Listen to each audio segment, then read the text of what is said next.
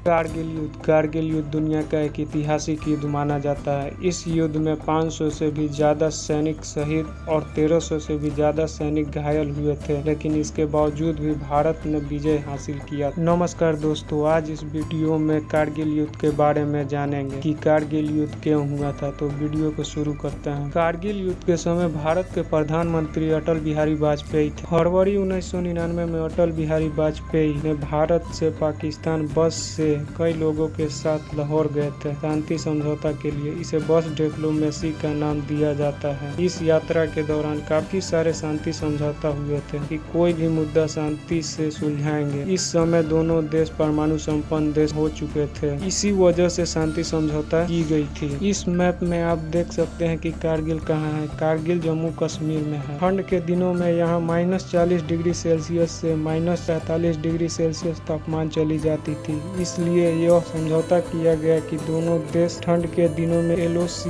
को छोड़कर वापस चले जाएंगे और गर्मियों में फिर अपने चौकियों पर वापस आएंगे। लेकिन पाकिस्तान में भारतीय सैनिकों के पहुंचने से पहले ही पहुंच चुका था और बंकर बनाकर छुप गया। पाकिस्तान के इस अवैध कब्जे के बारे में भारतीय सैनिकों को शुरू में पता ही नहीं चला, लेकिन जब कुछ चरवाहों ने जानकारी दी और भारतीय सरकार तक यह जानकारी पहुंचा तो भारत को बहुत बड़ा झटका लगा। इस वक्त जब भारत के प्रधानमंत्री अटल बिहारी जी को पता चला तो पाकिस्तान के प्रधानमंत्री नवाज शरीफ को फोन किया, तो उन्होंने कहा कि हमें इसके बारे में बिल्कुल जानकारी नहीं है और इस तरह से युद्ध की शुरुआत हो गई। अटल बिहारी वाजपेयी ने आदेश दिया भारतीय सैनिकों को कि उनको कारगिल से भगाना है। अटल बिहारी वाजपेयी जी ने आदेश दिया भारतीय सैनिकों को कि उनको कारगिल से भगाना है और इस तरह से शुरुआत होता है ऑपरेशन विजय। 3 मई 1999 को कारगिल युद्ध शुरू हुई थी।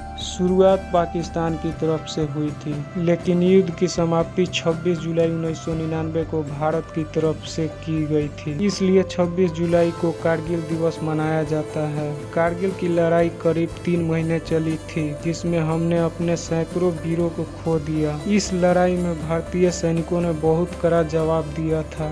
इस लड़ाई में पाकिस्तान के लगभग 1000 से अधिक सैनिकों की जान गई थी। पाकिस्तान इतना डरपोक था कि उनकी लाशों को भी नहीं ले जाने आया। NH-1 रोड जो था वो श्रीनगर से लेह तक जाती। श्रीनगर से लद्दाख तक सिर्फ एक ही रास्ता था, NH-1। श्रीनगर से लद्दाख तक सिर्फ एक ही रास्ता था, NH-1। इसलिए उनका प्लान था कि NH-1A जो रोड है, रास्ता है, उस पर कब्जा कर लेंगे तो उनका कनेक्शन टूट जाएगा और आसानी से कश्मीर पर कब्जा कर लेंगे। यही पाकिस्तानी सैनिकों का प्लान था। इस मैप में देख सकते हैं कारगिल से जो रोड NH-1 है वो पाकिस्तान के बॉर्डर से सटकर था, इसलिए उन लोगों ने कारगिल को टारगेट किया। कारगिल काफी ऊंची पहाड़ी थी, भारतीय सैनिक काफी नीचे थे और पाक सैनिक पहाड़ी पर थे, इसलिए दिन में कुछ किया नहीं जा सकता था और गोलियों के बौछार के सामने दिन में पहाड़ी चढ़ना बहुत ही मुश्किल था। इसलिए भारतीय सैनिकों ने फैसला किया कि रात में हम पहाड़ी चढ़ेंगे और उन्हें आर्टिलरी सपोर्ट दिया गया। 3 जुलाई को कैप्टन योगेंद्र सिंह यादव को आदेश दिया गया कि वो टाइगर हिल के पहाड़ी के पीछे से चढ़ाई कर दुश्मनों पर हमला किया जाए। 1000 फीट टाइगर हिल पहाड़ी के आधे हिस्से पर ही पहुंचे थे कि दुश्मनों को उनके बारे में पता चल गया और पहाड़ी के ऊपर से उनके ऊपर मशीन गन से भी फायरिंग की गई और रॉकेट लॉन्चर भी दागा गया, लेकिन ग्रेनेडियर योगेंद्र सिंह यादव अपनी चढ़ाई कंटिन्यू करते रहे। फायरिंग के बावजूद भी 940 फीट क्लाइंब कर गए थे। सिर्फ 60 फीट बाकी था कि अचानक इनके पैरों में 2-3 गोलियां लगी, लेकिन गोलियां लगने के बाद भी ये अपनी चढ़ाई लगातार करते रहे। जय हो बंसी वाले की जय बोलकर दुश्मनों पर अकेले और ग्रेनेड फेंक कर कई दुश्मनों को अकेले ही मार गिराया। फिर इनके पीछे और भी सैनिकों ने दुश्मनों पर हमला कर और योगेंद्र सिंह यादव को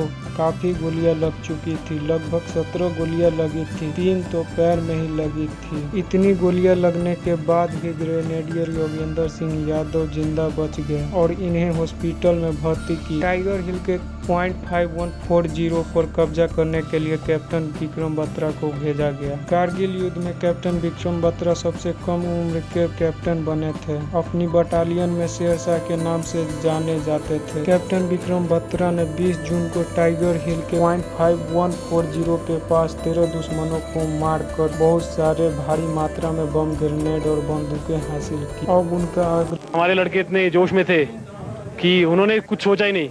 उनके मन में सिर्फ एक ही होप थी, एक ही उनके एम था, एक ही उनका मुद्दा था कि हमें 5140 कुछ भी हमें कैप्चर करना है। पहला टारगेट था .4875। उस चोटी को बहुत सारे पाकिस्तानी सैनिकों को मारकर जीत हासिल की और .4875 पर झंडा लहराया, लेकिन विक्रम बत्रा शहीद हो गए और उनके साथ और भी बहुत सारे सैनिक शहीद हो गए और इस तरह से कारगिल युद्ध की समाप्ति हो गई। 26 जुलाई 1999 को आखिरी इलाका टाइगर हिल पर कब्जा कर अपना झंडा फहराया और फिर अटल बिहारी वाजपेयी जी ने जीत का ऐलान कर दिया। पूरी दुनिया के सामने 26 जुलाई को आखिरी इलाका टाइगर हिल पर कब्जा कर अपना झंडा फहराया। इसलिए 26 जुलाई को भारत में कारगिल विजय दिवस मनाया जाता है। इसलिए 26 जुलाई को विजय दिवस मनाया जाता है। दोस्तों, ये थी कारगिल युद्ध की पूरी कहानी। वीडियो अच्छी लगी हो तो लाइक, सब्सक्राइब और शेयर जरूर करें। जय हिंद।